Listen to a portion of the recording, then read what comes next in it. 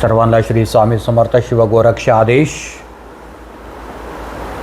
बघा, माझ्या मागच्या व्हिडिओमध्ये मी कर्णेबाधेबद्दल सांगितलेलं आहे. तुम्ही मागचे व्हिडिओ पहा. लोकांचे अनेक प्रश्न आहेत. महाराज पारायण कसं करायचं, गुरुचरित्र कसं वाचायचं, मग तो नारळ फोडायचा, हे छोटे छोटे प्रश्न खूप आहेत लोकांचे. काय म्हणतात, घरात मांस मच्छी सासरमध्ये मांस मच्छी खात आहेत, तर माहेरी जाऊन करायचं का. बऱ्याच लोकांचे वेगवेगळे प्रश्न आहेत, छोटे मोठे प्रश्न आहेत. बघा, याचं सगळं सार मी तुम्हाला आज सांगणार आहे. लक्षपूर्वक ऐका, तर तुम्हाला या गोष्टी समजतील.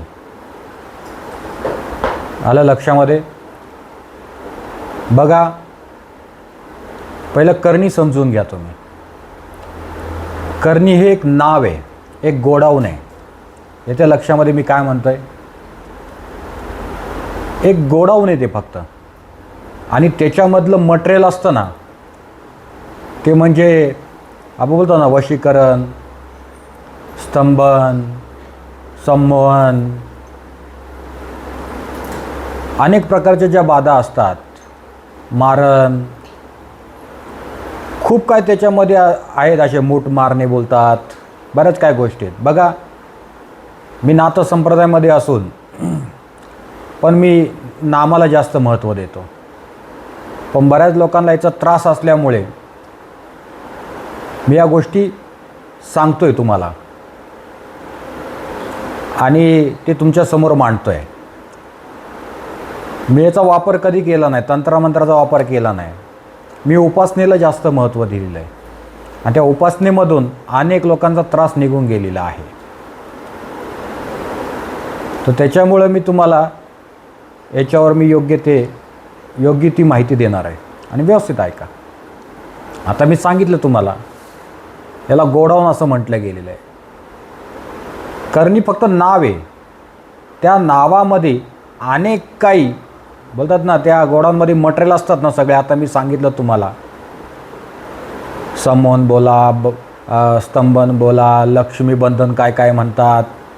आमची लक्ष्मीबंधन केली आहे, आमचे पाय बांधलेत, कोणी काय केले, कोणी काय केले, आमची बुद्धी चालत नाही आहे, आमचे चारी दिशा ब्लॉक झालेल्या आहेत, आम्हाला पुढचा रस्ता दिसत नाही आहे. हे करणीच्या त्या गोडाऊनमधून बाहेर आलेल्या वस्तू आहेत सगळ्या. आणि काही मांत्रिक जे असतात ते तांत्रिक गोष्टी करतात. आणि ते करणारे कोण असतं, बाहेरचे नसतात, जवळचेच असतात. मित्रपरिवार बोला, तुमच्यावर जळणारे प्रत्येक असतो असं नाही आहे. तुमच्या घरातले पण असू शकतात तुमच्यावर जळणारे.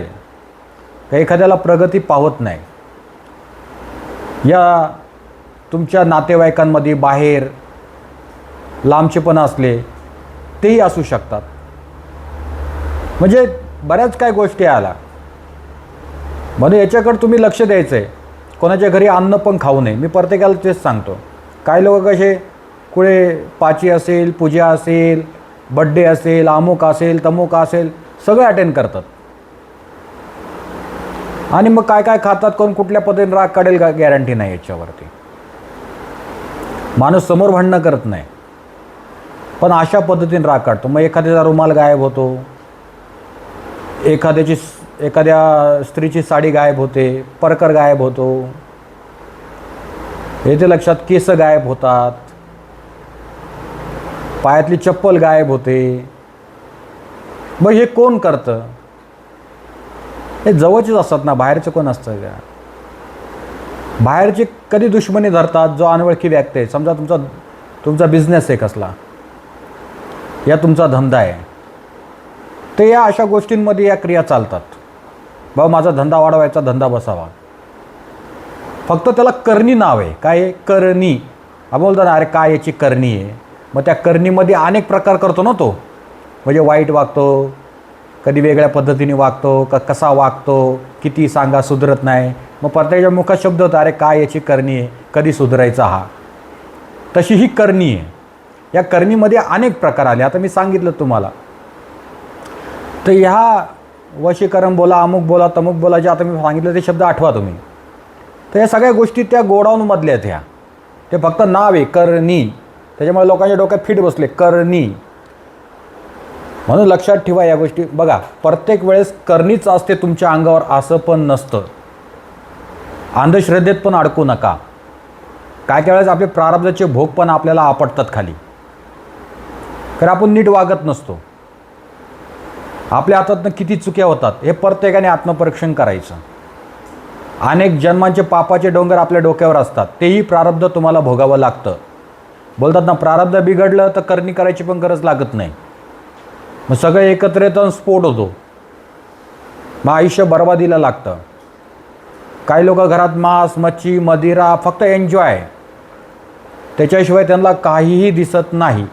कुठेतरी सकाळी उठलं, देवाचं दर्शन घेतलं, चालला आपल्या मार्गाला, संध्याकाळी आला काहीतरी घाण घेऊन, मग ती शिजवणार, ती हाडं खाणार, दारू पिऊन घरात येणार. मला सांगा, मग आपल्या घरात सुखशांती राहील का?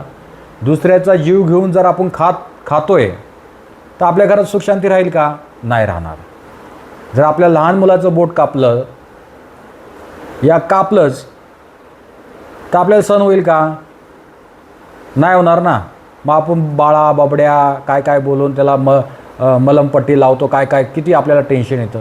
तसंच प्रत्येक, मग ते बोकड असू, बकरी असू, या इतर मुका प्राणी, कोंबडी असू, कोंबडा असू, त्याचा जर जीव घेऊन तुम्ही खात असाल आणि त्याच्या जीवाची तळतळ ही तुम्हाला लागली जाते, त्याला श्राप लागला तो. लक्षात ठेवा, प्रत्येक मुका प्राणी मरण्याच्या वेळेस श्राप देऊन जातो.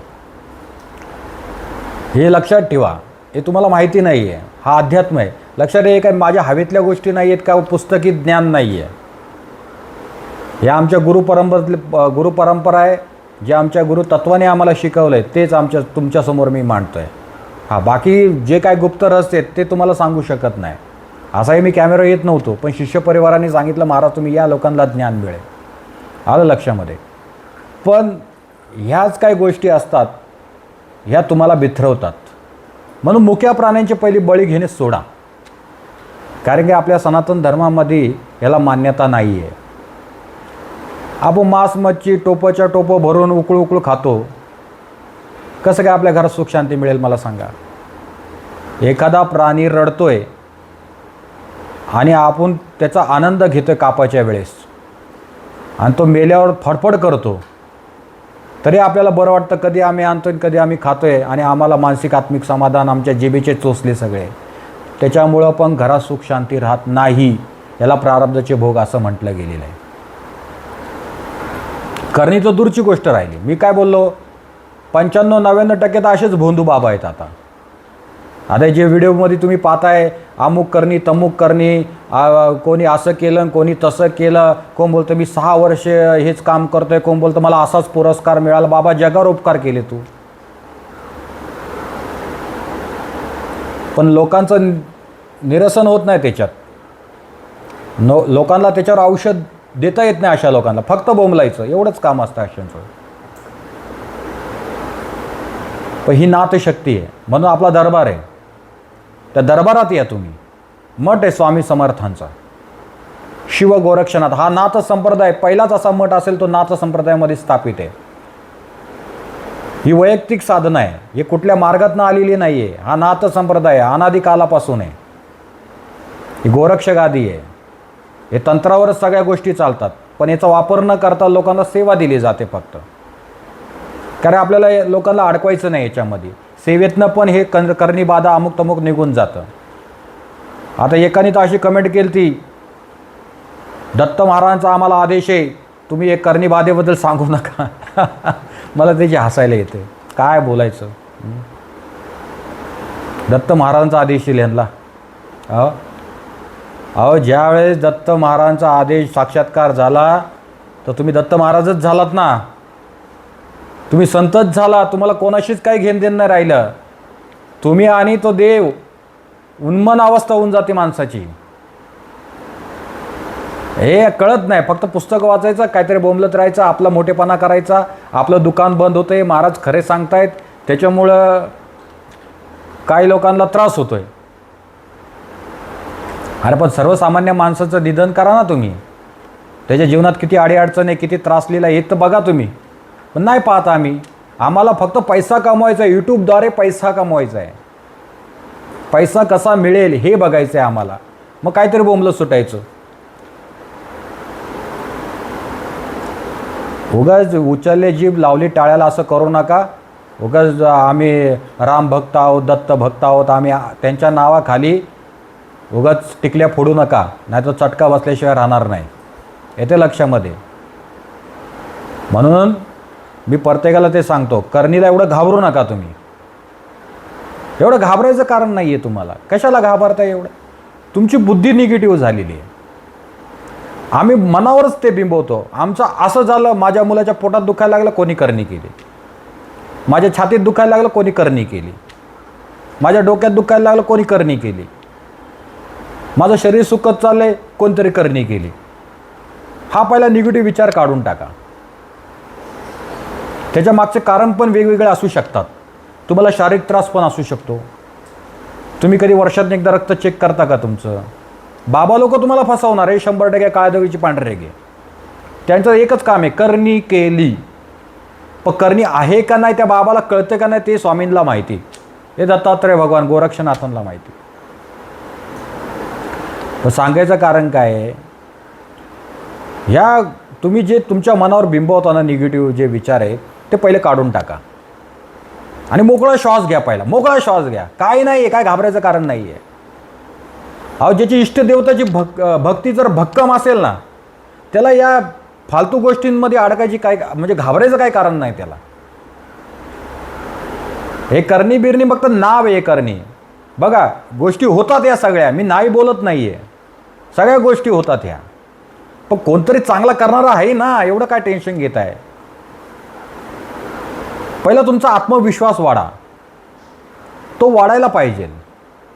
भय घालवा मनातलं आणि बिंदास राहा. काय टेन्शन घ्यायची गरज नाही. आता आतापर्यंत किती लोक मेली असते, नसती का मेली?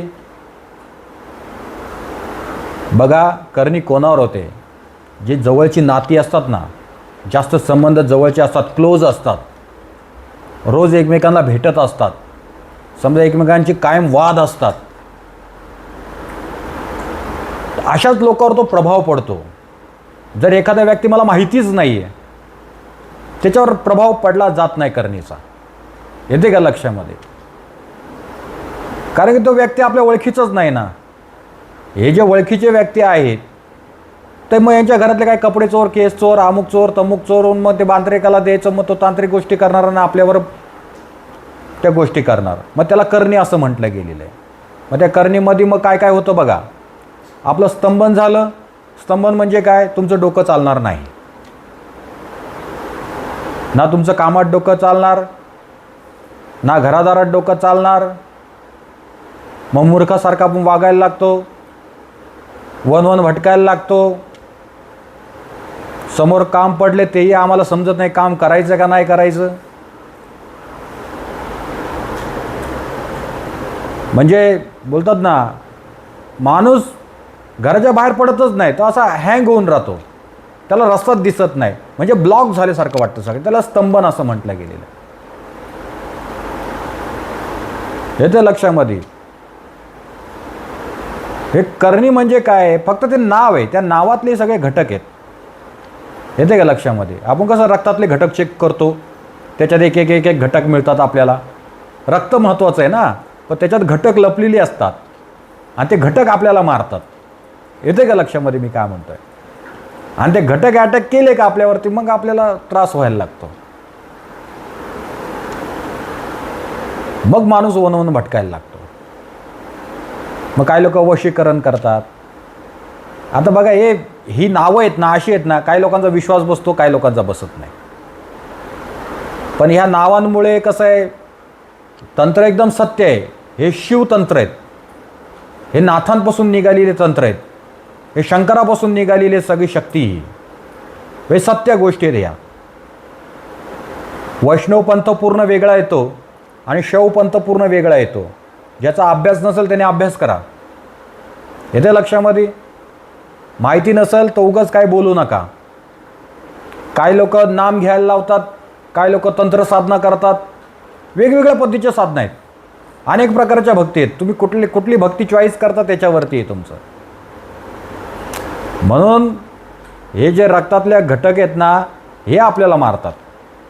आणि रक्त म्हणजे करणी, आणि त्याच्यात लपलेले घटक ते म्हणजे मी काय सांगितलं तुम्हाला, वशीकरण, संमोहन, परत जारण मारण, परत अनेक काही ज्या गोष्टी असतात त्याच्यातले जे तंत्रमंत्र काय आहेत, सगळ्या गोष्टी त्याच्यामध्ये आल्या. स्तंभन करणे, हे सगळं करणे, काय काय करतात लोक, इतकी बेकार अवस्था आहे. पण याच्याकडे मी जास्त लक्ष न देता मी तुम्हाला नामाकडे फोकस का करतो, त्या नामातनं सगळं नष्ट होतं. आणि जे काय मी पारायण करायला सांगतो, नवनाथ भक्तिसार, गुरुचरित्र, हे अनेक लोकांना अनुभव आहेत त्याचे. असं स्वतः केलं तर काहीच प्रभाव पडत नाही. काय माणसाचं मन चंचल असतं, एका जागेवर राहत नाही. तो वाईट विचार करायला लागतो, त्याच्यामुळे ते तिथे सगळ्या गोष्टी फोल व्हायला लागतात त्याच्या. पण एखाद्या अधिकाऱ्याच्या पुरुषाच्या मुखातनं जर हे शब्द निघाले ना, ते लागू होतात. कारण देवाने त्याला त्याच्यासाठीच बसवले तिथे. बघा, एखाद्याची समजा आपण शाळेत जातो, परीक्षा घ्यायची असेल तर त्याला सरच लागतो ना. IPS बोला, UPS बोला, या काय ज्या परीक्षा होतात त्याला त्याच लेवलचा व्यक्ती लागतो शिकवणारा. तसंच अध्यात्म मार्गात गुरुशक्ती असावी लागते, आणि तेच गुरु आपल्याला शिकवत राहतात. त्यावेळेस आपल्याला देव कळायला जातो, आणि हे बाहेरचे मंत्रतंत्र कळायला जातात, अन्यथा समजत नाही. मग ह्यालाच करणी असं म्हटलं गेलेलं आहे. त्यामुळे तुम्हाला घाबरायचं कारण नाही. मग लोक बोलतात, महाराज आता मग हे पारायण समजा आमच्या घरात मांस मच्छी खात आहेत लोक, तर मी माहेरी जाऊन पारायण केलं तर चालेल, एका महिलेचा प्रश्न. बघा ताई, असं असतं, ज्या घरात त्रास आहे त्याच घरात पारायण करावं लागतं. पण त्याच घरातली लोक जर राक्षसासारखे मांस मच्छी खात असतील तर त्या घरात ईश्वरी शक्ती निर्माण होईल का? नाही होणार, येणारच नाही. का तिथं घाण शिजते, नाथ म्हणजे कडक आहेत, तर तुम्हाला तिथंच ते पारायण करावं लागेल. हा, जर तुम्हाला तुमची भक्ती म्हणून, सेवा म्हणून तुमच्या इच्छा आकांक्षा पूर्ण करायच्या असतील, कुठल्याही जॉबबद्दल बोला, इतर बोला, कसंही बोला, तर तुम्ही तुमच्या माहेरी जाऊन पारायण केलं तरी चालेल. संकल्प करून, प्रार्थना करून महाराजांना तुमची इच्छा व्यक्त करायची, पारायण करायचं. आता तो नारळ कसा फोडायचा, तो नारळ बघा, ज्यावेळेस संकल्पाचा नारळ असतो तो फोडला का आपला संकल्प सुटला जातो, मग तो पाण्यात सोडून द्या. येते का लक्षामध्ये? संकल्प सुटला म्हणजे परत आपल्याला बंधन राहत नाही पारायणाचे, संकल्प सुटून जातो आपला. हे शब्द लक्षात ठेवा, नाही तर परत बोला महाराज काय सांगत नाही आम्हाला. आता हे सांगतोय तर ऐका व्यवस्थित. आणि बघा, तुमचे प्रश्न एकदम थोडे थोडे असतात ना, तर प्रत्येक प्रश्नांवरती उत्तर देणं सोपं नाही आहे. म्हणून मी सार सगळं एकत्र सांगतो, ते व्यवस्थित ऐका. महिला पण नवनाथ भक्तिसार पारायण करू शकतात. आता काही महिला बोलतात, अडचण आली तर महाराज आम्ही पारायण कसं करायचं सलग 9? बघा, तुम्ही संसारिक आहात.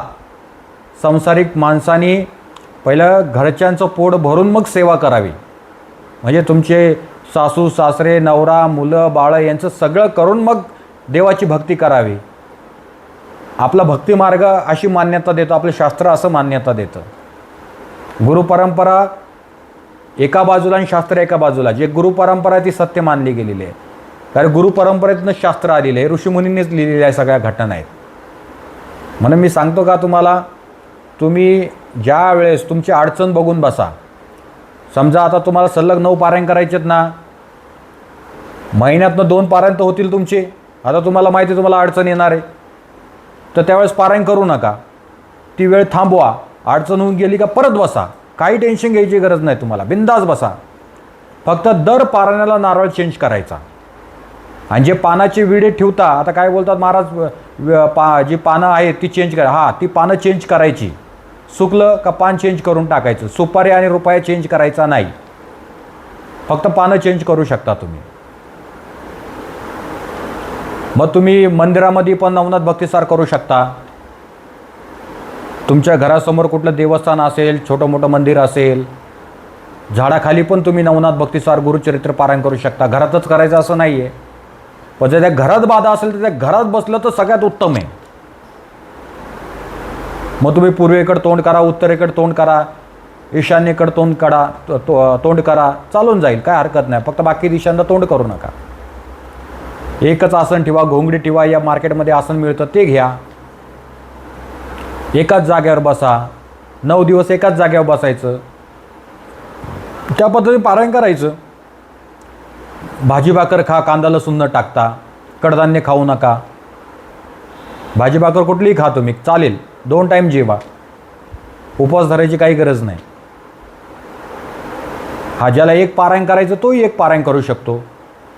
समजा आपल्याला जास्त त्रास होत असेल, नॉनस्टॉप पारायण होत नसेल, तर माझं एक मत आहे, 1 आठवडा गॅप ठेवून पारायण करावं. 9 पारायण सलग करावे, तरी त्याचा प्रभाव पडला जातो.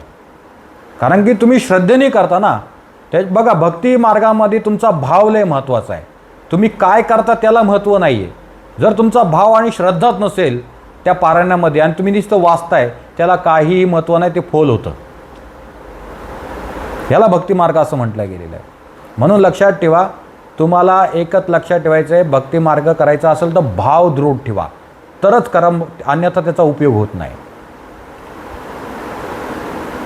म्हणून मी प्रत्येकाला तेच सांगतोय, तुम्ही पारायण करा, बिंदास करा. गुरुचरित्र महिला पण करू शकतात, पुरुष पण करू शकतात.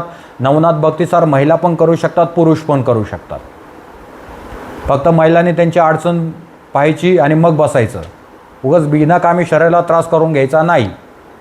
जर कर्णी बाधा म्हणजे मी सांगितले गोडवणे, म्हणजे रक्तातले घटक, ते घटक आपल्याला मारतात आणि त्या घटकांनाच मग त्याच्यावर औषध आहे, ते म्हणजे नवनाथ भक्तिसार आणि गुरुचरित्र.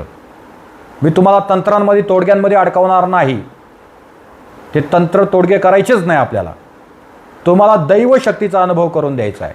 दैवशक्ती या भूतलावरती आहे, ती आपलं काम करते, पण आपला अनन्य भाव पाहिजे, त्यावेळेस तुम्हाला त्याची प्रचिती आणि अनुभव येईल. जोपर्यंत तुम्ही बसत नाहीत तोपर्यंत. म्हणून मी प्रत्येकाला सांगतो, तुम्ही बसा, एकदा अनुष्ठान करा, संकल्प करा, हातात पाणी घ्या आणि महाराजांना प्रार्थना करा आणि ते पाणी जमिनीवर सोडून द्या. तुमच्या मनातली इच्छा व्यक्त करू नका. काय काय तुमच्या मनामध्ये त्रास, बाधा, अमुक तमुक सगळं प्रार्थना करा आणि ते ग्रंथाच्या साईडला जमिनीवर थोडंसं पाणी घ्यायचं, 2-4 थेंब, आणि ते पाणी खाली सोडून द्यायचं. त्याला संकल्प असं म्हटलं गेलेलं आहे. किंवा नारळ घ्या, त्या नारळ संकल्प करा. मनापासून प्रार्थना, हळदी कुंकू लावा, एक फूल ठेवा, मनापासून प्रार्थना करा, तुमची काय मनात इच्छा ती व्यक्त करा आणि तो नारळ ग्रंथाच्या बाजूला ठेवा. आणि 9 दिवस पारायण झालं, नवनाथांचं 10व्या दिवशी नारळ फोडा. फोडल्यावर तो संकल्पाचा नारळ असतो, तो पाण्यात सोडून द्या तुम्ही. येतं लक्षामध्ये? मग अशा पद्धतीने नवनाथ भक्तिसार या गुरुचरित्र दोघांना सेम नियम आहेत. नियम असे, बालब्रह्मचार्याने कोणाच्या घरी न जाणे, कोणाचं अन्नपाणी ग्रहण न करणे, वादविवाद न करणे, सगळ्यांचा आदर करणे आणि फक्त आपल्या जी स्त्री असेल किंवा पुरुष असेल, समजा पुरुष असेल त्याने त्याच्या बायकोचं किंवा बहिणीचं किंवा आईच्या हातचं खाऊ शकतो तो. फक्त अडचणीच्या ज्या स्त्रीला अडचण असेल त्या स्त्रीच्या हातचं खायचं नाही. माझं एकच मत आहे, तिथपर्यंत पोचूच नाही. या सुतक स्वेर पडलं, समजा पारायण करता त्यावेळेस ते पारायण थांबवायचं आणि दुसऱ्याकडनं ते पारायण करून घ्यायचं. म्हणजे जो दुसऱ्या कुळातला आहे, तुमच्या घरातला व्यक्ती नाही पाहिजे, दुसऱ्या कुळातला पाहिजे, अनवळखी मित्र असो या कोण, त्याच्याकडनं ते समजा अर्ध पारायण झाले तुमचं, 4 दिवस झाले, 5 दिवस झाले, 6 दिवस झाले, पण मधीच सुतक पडलं तर दुसऱ्याकडनं करून घ्या आणि परत बसा. परत तो संकल्प करा, परत बसून ते पारायण पूर्ण करा, तर ते पारायण पूर्ण होतं, अन्यथा होत नाही. हे पारायणचे नियम आहेत. आलं लक्षामध्ये? छोट्या मोठ्या गोष्टी जर तुम्ही एवढ्या मांडत राहिल्या तर मलाही समजत नाही की कशावरती उत्तर द्यायचं. म्हणून मी काय एकदाच सार सांगून देऊ. जसं करणीचं कसं गोडाऊन असतं, त्याच्यातले घटक असतात, रक्तातले घटक असतात, त्या पद्धतीने हे सगळं सार तुमच्यासमोर मांडतोय. हे करणी म्हणजे काय वेगळं काही नाही आहे, ते फक्त नाव आहे. करणी असं नाव पडलेलं आहे त्याला, करणी, माणसाची करणी आणि नारळाच्या आत पाणी, हे असं आपण बोलतो ना, माणसाने तरी बोलतात ना. हे सगळ्या गोष्टी ऋषीमुनी, या ग्रंथ पुराण हे सगळे ऋषीमुनींनी लिहिलेले आहेत. हे सगळे ब्रह्माचे अंशच आहेत आणि तुम्ही आम्ही पण ब्रह्माचेच अंशच आहोत, पण आम्हाला ते बाहेर काढता येत नाही. त्याला योग्य गुरु असावे लागतात, तरच या घटना घडून येतात. नुसतं काही लोक आम्हाला पण ज्ञान शिकवतात. आता काय बोलायचं, प्रत्येकाने आपल्या पात्रतेत राहिलेलं उत्तम असतं. असं काय हरकत नाही. पण माझं एक सांगण्याचं कारण एकच होतं. आता तुमच्या मनामध्ये खूप प्रश्न होते, महाराज मग असंच का, महाराज मग तुम्ही उत्तर देत नाही. हा उत्तर आहे, पण तुम्ही मागचे व्हिडिओ पहा. मागचे व्हिडिओ पाहत नाही तुम्ही. आत्ताचा व्हिडिओ टाकला तोच व्हिडिओ पाहता, पण मागे पण व्हिडिओ आहेत ना माझे, ते पहा. त्याच्यात पण उत्तर दिलेलं आहे मी. ते पाहिल्याशिवाय तुम्हाला कळणार नाही महाराज काय म्हटले याच्यावरती. एका व्हिडिओमध्ये येईल काय सगळं, म्हणून मला रोज व्हिडिओ काढावा लागतो. मग त्या व्हिडिओमध्ये तुम्हाला वेगवेगळ्या पद्धतीची माहिती मिळते. आज बाबा मी कर्णीबाधेबद्दल सांगितलं, उद्या वेगळ्या पद्धतीने सांगणार, उद्या एखादं चरित्र सांगेल, एखाद्या संतांबद्दल सांगेल. आपले संत पण किती महान होऊन गेले, त्यांनी पण किती लोकांना कसे उपदेश केले, कोणाला कशी बाधा होती, त्यांनी कशी काढली, कुठल्या पद्धतीने काढली, हेही सांगेल. नुसतं करणी बाधा, पण त्याचा उपाय तर मिळायला पाहिजे ना. मग तोच उपाय मी तुम्हाला सांगितला. तोडग्या बिडग्यात अडकू नका, फक्त कष्ट तुम्हाला करायचे. कष्ट केल्याशिवाय त्याचा अनुभव येणार नाही. गुरुचरित्रामध्ये लिहिलेलंच आहे, अमुक केल्याने अमुक शांतता होते. नवनाथ भक्तिसारमध्ये पण लिहिलेलं आहे, हा अध्याय वाचल्याने आपली अशी कामं होतात, लिहिलं आहे ना. मग त्याच पद्धतीने त्याचा प्रभाव आहे. हे मी स्वतः अनुभव घेतलेला आहे. जोपर्यंत मी अनुभव घेत नाही, मी तोपर्यंत दुसऱ्याला सांगत नाही. उगाच पुस्तक वाचायचं आणि लोकांना बोंबलत सुटायचं आणि यूट्यूबवर फेमस व्हायचं, हा आपला स्वभाव नाही.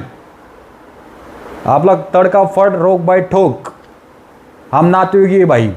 हमको किसी का म्हणजे कसल्या पैसे बिशेची आम्हाला गरज नाही. विनामूल्य मार्गदर्शन होतं. कोणालाही सांगितलं ना, सच्चिननाथ महाराज आजपर्यंत कोणाकडनं 1 रुपया पण घेतलेला नाही आहे. समजलं का? म्हणून लक्षात ठेवा, तुम्हाला बरेच लोक अडचणीमध्ये आहेत, पण प्रत्येक वेळेस करणीच असेल असं नाही आहे. आणि त्या करणीमधले घटक असतात ते आपल्याला मारतात. व्हायरस कसा असतं कोरोना, त्या कोरोनामधले घटक आपल्या शरीरात घुसले का मग शरीर खायला लागतं, श्वास गुजमारायला लागतो, लिव्हर, निमोनिया, या काही गोष्टी मागे झाल्या. तुम्ही बघितलं काय अवस्था झाली. त्याच पद्धतीने करणीचा प्रभाव असतो. या अशा काही घटना घडतात जीवनामध्ये. काही लोक बोलतात महाराज दिंडोरी मार्गातला नवनाथ भक्तिसार वाचावा का वेगळा नवनाथ भक्तिसार वाचावा. बघा, मला दिंडोरी मार्गातलं एवढं माहिती नाही. हा नाथ संप्रदाय आहे. आता स्वामींचा फोटो म्हणजे काय, दिंडोरी मार्गातल्या लोकांनी शिक्का नाही मारलेला. स्वामी कोणाला पण प्रचिती देऊ शकतात, अनुभव देऊ शकतात, कारण की ते विश्वनायक आहेत, ब्रह्मांड नायक आहेत. ते कोणाला कधी बाहेर काढतील याची गॅरंटी नाही. त्याच्यामुळे प्रत्येकाचं कार्य वेगवेगळं आहे. प्रत्येकाला महाराजांनी कार्य वेगवेगळं नेमून दिलेलं आहे. हा हे नाथ संप्रदायामधून स्वामी महाराजांनी जो आदेश दिला त्या पद्धतीने स्वामी महाराजांची सेवा चालू आहे. आता ते सांगणार नाही महाराजांनी कसा आदेश दिला आणि काय दिला, ते तुमच्या बुद्धीच्या पलीकडे आहे. फक्त तुमच्या जीवनात कशी सुख शांती येईल हे पहा फक्त. मग त्याच्यासाठी अनन्य भाव ठेवा, श्रद्धा ठेवा, विश्वास ठेवा आणि तळमळीने एकदम मनोभावे श्रद्धेने सेवा करा. कुठलंच असं संकट नाही तुमचं त्याचं निवारण होणार नाही. म्हणून सगळं निवारण होऊन जाईल. त्रास होईल बैठकीचा, होऊ दे. जर तुम्हाला नॉनस्टॉप जमत नसेल ना, तर 1 आठवडा गॅप ठेवा किंवा 5 दिवस 3 दिवस असा गॅप ठेवून तुमच्या पद्धतीने, पण 1 आठवड्याच्या पुढे जाऊ नका. अशा पद्धतीने म्हणजे तुम्हाला रिलॅक्स वाटेल. कारण तुम्ही बघा, मानव देह आहे, हे का अमर नाही आहे. हाड मासाने भरलेले शरीर आहे. ते तुटणार, फुटणार, दुखणार, त्रास होणार, हे सगळ्या गोष्टी घडतात माणसाच्या जीवनामध्ये. त्याच्यामुळं संसारिक माणसांनी भय नाही धरायचं. सांसारिक माणसाला अनेक काम धंदे सगळं बघून, प्रपंच बघून या गोष्टी कराव्या लागतात. म्हणून तुम्ही बिंदास राहा, बिंदास राहा. मी सांगतो म्हणून बिंदास राहा. काय घाबरायचं कारण नाही तुम्हाला. येते लक्षामध्ये. कोण घाबरत असेल त्याचं ऐकू नका. आता एका बाईचा असा प्रश्न होता, तिचं लग्न शनिवारी झालं आणि कुठल्या ब्राह्मणाकडे बघितलं, तो ब्राह्मण तिच्या नवऱ्याला आणि तिला बोलतं हिने माहेरनं शनी घेऊन आली. आता त्या बाईल काय बोलावं आता लोकांना. शनिवारी लोकांचे लग्न होत नाही का? शनिवार वाईट आहे का? विनाशकाली विपरीत बुद्धी. सांगणारे पण मूर्ख आहेत का नाही? हां, ती कशाला तिच्या माहेरीन शनी घेऊन येईल? तो शनिदेव बसलाय तिकडे कुठं ग्रहावरती, तर आहे का नाही ती कोणाला माहिती पण नाही. आणि तुम्ही कशाला उगत त्याचं मानसिक टेन्शन घेताय? तुमच्या इष्टदेवताची भक्ती प्रबळ ठेवा फक्त, बाकी काय डोक्यात आणू नका. आणि काही नसतं असं शनिवारी लग्न झालं म्हणून तुमच्या प्रत्येक गोष्टी वाईट होत आहेत, प्रत्येक गोष्टीमध्ये अडथळा येतोय, असं काहीही नसतं. हे प्रारब्धाचे भोग असतात. येते का लक्षामध्ये? म्हणून कोणाचं ऐकू नका, म्हणून इकडे तिकडे फिरू नका तुम्ही. फक्त मी एकच सांगतो, जर जमत नसेल तर दर महिन्याला गुरुचरित्र करा. एकदा गुरुचरित्र करा, एकदा नवनाथ भक्तिसार करा, दर महिन्याला करा. नाही जमत तुम्हाला, कामधंदे करताय तुम्ही, तर गुरुचरित्र महिन्यातनं एकदा करा, दुसऱ्या महिन्यामध्ये नवनाथ भक्तिसार करा. जर जमलं तर 15 दिवसातनं एकदा गुरुचरित्र करा, 15 दिवसातनं एकदा नवनाथ भक्तिसार करा. आलं लक्षामध्ये? अशा पद्धतीने मग सेवा करू शकता तुम्ही. आणि ज्याला खूपच त्रास आहे, बाधा आहे प्रचंड, आणि त्याला लवकरही बाधा घालवायची, तर त्यांनी सल्लग 9 पारायण करावे. आणि महिलेला नियम वेगळे आहेत. महिलेला अडीअडचण उभी राहते, म्हणून तिने तिची अडचण बघून बसावी. तिने घाबरायचं कारण नाही आहे. 2 पारायण झाले, अडचण बघायची, थांबवायचं, परत अडचण पूर्ण झाली, परत पारायण करायचं. आणि तसे तुमचे 9 पारायण तुम्ही पूर्ण करू शकता, जर प्रचंड बाधा असेल तर घरामध्ये. आणि जर तुम्हाला घरामध्ये सुख, शांती, मानसिक आत्मिक समाधान आणि समृद्धी आणि लक्ष्मीचं वास्तव्य जर हवं असेल, तर तुम्ही नवनाथ भक्तिसार आणि गुरुचरित्र पारायण करा. हेही तुमच्या घरामध्ये येऊन जाईल, टेन्शन घ्यायची गरज नाही. येणार, 100% येणार. खूप लोकांची अनुभूती आहे. आपल्या दरबारात अशी लोक खूप येतात. मी तर काय तोडगे बिडगे नाही सांगत लोकांना, सेवाच देतो फक्त. मग ते सेवेतनं प्रचिती तशी येते. समजलं का? समोरचा जो भस्म असतो त्याला राख म्हणूनच बघतात, पण देणाऱ्याचा हातगुण असावा लागतो. मग तेवढं त्याचं सामर्थ्य असावं लागतं, तेवढी साधना असावी लागते, तेवढी भक्ती असावी लागते, तेवढा त्याच्या इष्टदेवतावर विश्वास असावा लागतो, त्याच्या गुरूंवर विश्वास असावा लागतो. तेवढेच हे प्रभाव पडला जातो, अन्यथा पडत नाही. काय लोक मोठे मोठे भाषण देतात, मला हा पुरस्कार मिळाला, मी दत्त महाराजांचा प्रसार प्रचार करतोय, मला तो पुरस्कार मिळाला. अरे बाबा, काय जगावर उपकार केले का मग तू? हे बोलून दाखवण्यापेक्षा करत राहा. उगाच बोलून दाखवू नकोस, हे सगळं व्यर्थ जाईल निघून. ते जेवढं कमावलेलं पुण्य एका क्षणात निघून जाईल तुझं. काय तरी उगाच बराबरी करायची असं नाही करायचं. आपण आपल्या जागेवर चांगले आहेत ना, तिथंच राहा. उगाच वाकून बघू नका. तुमचा माझा मोठेपणा करण्यापेक्षा फक्त नाम घ्या, नाम करा. या जगात कोण मोठं नाही, एकच मोठं आहे, ते म्हणजे भगवान श्री स्वामी समर्थ महाराज, मी दत्तात्रय भगवान. तुम्ही आम्ही त्यांचे बोलतात ना, चरणाची धूळ पण नाही आहेत. भाग्य मोठं आहे, नशीब तुम्हाला बोलायला ठेवलं आहे. आणि त्यांना वाटलं ते एका क्षणात काढून घेतील आणि रस्त्यावर आणतील. अशा पण कमेंट आल्या म्हणून मी बोलतोय. ते स्वतःला परमहंस समजायला लागलेत. म्हणजे पाय जमिनीवर ठेवा, हवेत नका ठेवा. असे पडशाल ना तर हातपाय मोडायची वेळ येईल. म्हणून उगाच काहीतरी बोलायचं आणि काहीतरी सांगायचं आणि लोकांना सांगायचं मी सत्य आहे, मी अमुक आहे, मी तमुक आहे. असं बोलून कोण सत्य होत नाही. स्पष्ट बोला, पटलं तर ऐकतील, नाही तर सोडून देतील. असे पण लोक कमेंट देतात म्हणून मी बोलतोय. ते जातो, आपला विषय नाही आहे. करणी बाधेबद्दल विषय बघा, व्हिडिओ जास्त वाढत चालला आहे, पण मी तुम्हाला हा सगळा सार मी सांगितलेला आहे. म्हणजे तुम्हाला कुठल्या पद्धतीने काय करायचं, कसं करायचं, काही घाबरायचं कारण नाही. फक्त त्याच्यावर एकच उपाय आहे, ही शक्ती म्हणजे नवनाथ भक्ती सार. नवनाथांची शक्ती, नवनाथांची शक्ती सगळ्यात. सगळे देव जिथं संपतात तिथं नवनाथ उभे राहतात, गोरक्षनाथ उभे राहतात. म्हणून घाबरायचं कारण नाही आहे. म्हणून नाथांची जो भक्ती करतो तो कधीच मागे येत नाही, तो पुढेच जातो. मग तुमची कुठलीही इच्छा असू दे, बाधा असू, तुमच्या कामधंद्यातलं कुठलंही अपयश असू, तुम्हाला यश मिळण्यासाठी तुम्ही नवनाथ भक्तिसार करा. या तुमच्या जीवनामध्ये कुठल्याच गोष्टींमध्ये यश नाही आहे, सगळ्या दिशा ब्लॉक झाल्या, तर हे नवनाथ भक्तिसार करा. जिथं सगळे ग्रंथ थकतात तिथं नवनाथ भक्तिसार चालू होतात. म्हणजे नाथ उभे राहतात. नाथ तुमचं कार्य असंच वाहून नेतील. चिंता करायची गरज नाही आहे. ही शक्ती खूप मोठी आहे. साक्षात शिव आहेत गोरक्षनाथ. आलं लक्षामध्ये? म्हणून एक चरण पकडा, एक निष्ठेने राहा. काही लोक बोलतात हे काही नाही आहे, जय हे करणी बाधा कुछ नाही रहता है. जेव्हा तुझ्या बोकांडी बसल ना, मग तुला कळेल. उगं तुझं नाव मांत्रिकासमोर जाऊन नको देऊ. तुझ्या नावावरच काय काय घटना घडायला लागतील. येते का लक्षात काय म्हणतोय मी? त्यापेक्षा हे सगळ्या गोष्टी असतात. जिथं तुम्ही देवाला मानता ना, जिथं दैवी शक्ती आली ती आसुरी शक्ती पण येते बाबांनो. आणि प्रत्येक लोकांना अनुभव आहे या गोष्टींचा. कुठे छातावर रात्री झोपल्यावरती छाताडावर बसतं, दडपण येते, अमुक येते, काही लोकांना स्पर्श पण होतो. पण काही लोकांचा इगो असतो, हाणून पाडायचं, सनातन धर्माला नावं ठेवायची, एवढीच लोकांना ते काम आहे फक्त. म्हणजे जे नास्तिक आहेत, जे हिंदू सनातनी मानत नाही ना स्वतःला, यांनी खरोखर माझं एकच मत आहे मुस्लिम धर्म स्वीकारावा, तिथं जावं आणि तिथे जाऊन नमाज पढावा. काय बोलणार अशा लोकांना? मी अशा लोकांना हिंदू समजत नाही. हे हिंदू धर्मावर कलंक लोक आहेत. असं काय हरकत नाही. आता जे मी सांगितलं तुम्हाला, हे जे सगळं सार सांगितलं हे लक्षात ठेवा आणि पूर्ण व्हिडिओ ऐकायचा, तरच तुम्हाला समजेल, अन्यथा समजणार नाही. आलं लक्षात? आतापुरतं एवढंच. सगळ्यांना परत एकदा श्री स्वामी समर्थ शिवगोरक्ष आदेश.